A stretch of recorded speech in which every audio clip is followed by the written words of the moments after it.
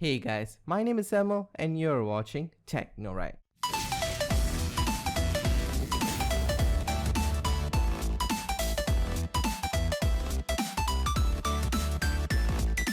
What's going on guys, welcome to TechnoRide. Technology is done right. So in today's video, I'm going to teach you on how to fix missing Wi-Fi wireless network adapter in Windows 10 or Windows 11. So the process is very easy and let's get straight into it.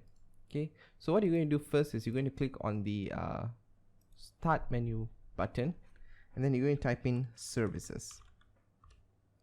Click enter on that and this window should pop up. You're going to scroll down until you find WWAN autoconfig, which is right here. Okay, and then you're going to right click on this, go into properties, this manual, change it to automatic, apply and OK.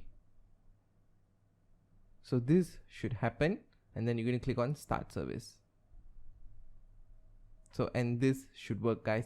So you're going to close this and restart your computer and everything should work fine. So if you have any other problems or any other questions, please put them down in the comments below. I think that's about it. So please rate, comment and subscribe and I'm out.